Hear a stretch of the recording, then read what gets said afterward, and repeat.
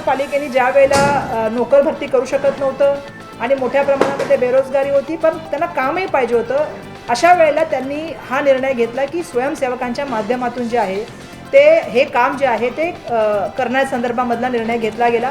आणि मला सांगायला पाहिजे की त्यावेळेला सेवा सहकारी संस्थेच्या नोंदणी असणाऱ्या पदाधिकाऱ्यांनाच या ठिकाणी कामं देण्याचा निर्णय घेतला.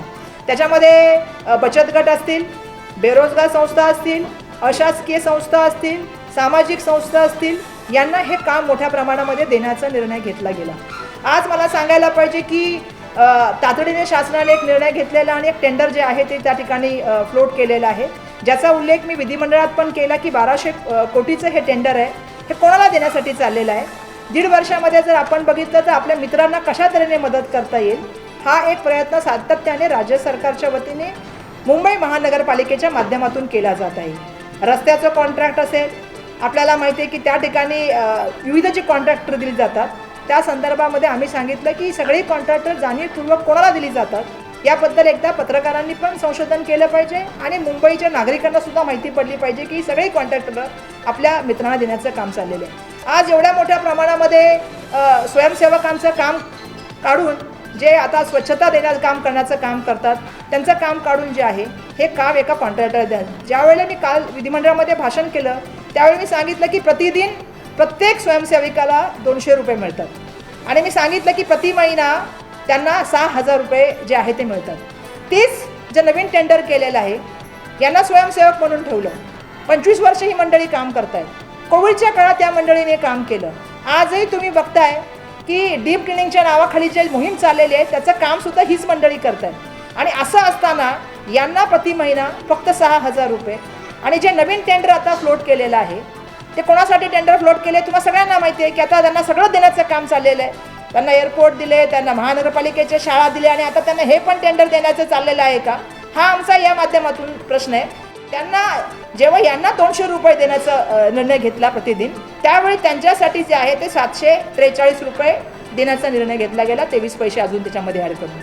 आणि त्यांना प्रति महिना जर बघाल तर त्यांना प्रत्येक कामगारामागे 28,213 रुपये देण्याचं, म्हणजे कुठे 6,000 रुपये आणि कुठे 28,213 रुपये, म्हणजे इतका जो फरक आहे ना, हा फरक या सरकारने घेतलेला हा सगळ्यात मोठा निर्णय. आमचं म्हणणं आहे की या मंडळीवर का अन्याय केला? 25 वर्ष ही मंडळी काम करतात, त्यांना तुम्ही ते दिल्याचा निर्णय नाही घेतला, परंतु ज्या वेळेला आपल्या मित्राला दिल्याचं काम झालं त्यावेळी तुम्ही ही जी आहे ती त्याची जी आहे ती प्रति महिना पैसे वाढवण्याचं काम केलं. आणि मला सांगायला पाहिजे की प्रत्येक वर्षी यांना किती खर्च आहे तर 90 कोटी आणि 4 वर्षासाठी 360 कोटी. आणि आता नव्याने जे टेंडर झाले त्यांना काय आहे तर त्यांना नवीन टेंडरमध्ये प्रत्येक वर्षासाठी 300 कोटी आणि 4 वर्षासाठी 1200 कोटी. आणि म्हणूनच हे 1200 कोटीचं टेंडर जे आहे ते त्या ठिकाणी फ्लोट केलेलं आहे. आमच्या मागण्या आहेत की त्वरित हे जे आहे हे टेंडर रद्द करण्यात यावं, ही पहिली आमची मागणी आहे. दुसरं आमचं म्हणणं आहे की जे काम करत आहेत त्यांना हे पैसे द्यावे, त्यांना कामगार म्हणून त्या ठिकाणी घेऊन त्यांना हे पैसे द्यावे, ही आमचं दुसरं म्हणणं आहे. येणाऱ्या काळामध्ये इंडिया अलायन्सच्या माध्यमातून आम्ही एक आक्रोश मोर्चा त्या ठिकाणी काढू आणि आमची तारीखसुद्धा त्या ठिकाणी ठरलेली आहे. आम्ही 6 मार्चला 10:30 वाजता जो आहे तो मुंबई महानगरपालिकेच्या मुख्यालयावर या ठिकाणी जो आहे तो आक्रोश मोर्चा करणार आहोत. कारण तुम्ही जर आमच्या युवकांना बेरोजगार करत असाल, आमच्या महिला बचत गटांना त्या ठिकाणी बाजूला करत असाल, बेरोजगार संस्थांना बाजूला करत असाल आणि एखाद्या व्यावसायिक माणसाला, कारण तो शासनाच्या कोणाच्या तरी जवळ आहे, त्याला मदत करण्याचं काम करत असाल तर त्याला आमचा येणाऱ्या काळामध्ये विरोध राहील. आता असं आहे की सत्तेचा दुरुपयोग होतोय का हे तर मला सांगायची गरज नाही. सत्तेचा आता दुरुपयोग चाललेलाच आहे.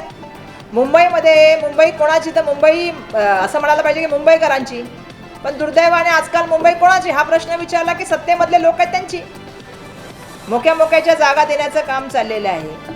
आता हे साफसफाईचं जे काम आहे, तुम्ही सांगा मला, येथे कचरा गोळा करणं, नालेसफाई काम करणं, याच्यामध्ये जर त्यांचे मित्र यायला लागले, हे आता काय चाललंय? आता यांची जी मंडळ येणार आहे काय ती परदेशातून आणणार आहे का माणसं? ही इथलीच माणसं असणार आहेत. पण दुर्दैवाने आज ज्या तऱ्हेने तंत्र चाललेलं आहे आणि ज्या संस्थांना हे काम देण्याचं चाललेलं आहे, या सगळ्या संस्था कोणाच्या आहेत, कोणाच्या जवळच्या आहेत? आता आम्ही तेच सांगितलं ना की जिथे माणसं पोहोचत नाही तिथं आता यंत्र कसे पोहोचणार? तर बरोबर त्यांनी मला प्रश्न विचारला की ताई त्यांना प्रश्न विचारा की जिथं कोणी तर प्रश्न विचारला ना, जिथे माणसंच जाऊ शकत नाही तिथं तुमचे कॉम्पॅक्टर तुमचे व्हॅक्यूम क्लिनर कसे पोहोचणार? माणसं घुसून काम करतात. त्यामुळे तू जे प्रश्न विचारलात की सरकार या ज्या आहेत या सगळ्यावरती सरकारचा, तर 100% या सगळ्यावरती सरकारचंच जे आहे हे नियंत्रण चाललेलं आहे. आयुक्तांनी मला सांगावं की या ठिकाणी निर्णय घेताना ते जे घेतात त्याच्यामध्ये सरकारचा किती हस्तक्षेप आहे हे का मला सांगायची गरज नाही. त्यामुळे स्वायत्ता राहावी महानगरपालिकेची ही आमची मनापासून इच्छा आहे. जे काम करतात त्यांना न्याय मिळावा ही मनापासून इच्छा आहे आणि त्वरित हे जे टेंडर आहे हे रद्द व्हावं.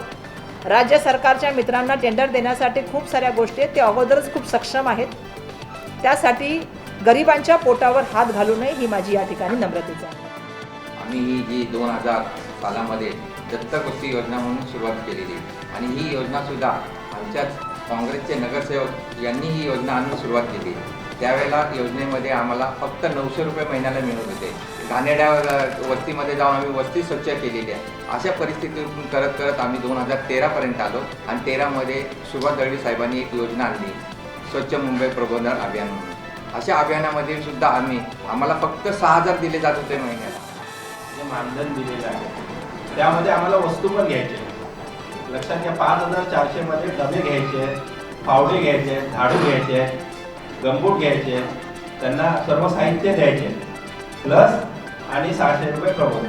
5000 लक्षात लोकांना सर्वांना असं जे झालेलं 5400 त्यांचं मानधन आहे. पण त्याच 5400 मध्ये त्या व्यक्तीला लागणारे वस्तू, आता एक कचऱ्याचा डबा तो किती कचऱ्याला देतो आणि तो 6 महिन्यात टिकतो का? तर साधारण हा 5400 मध्ये हा पण खर्च इन्क्लूड आहे त्यांचा. टाइम्स डिजिटलला लाईक करा, सबस्क्राईब करा, शेअर करा आणि बेल आयकॉन दाबायला विसरू नका. पाहत रहा टाइम्स डिजिटल.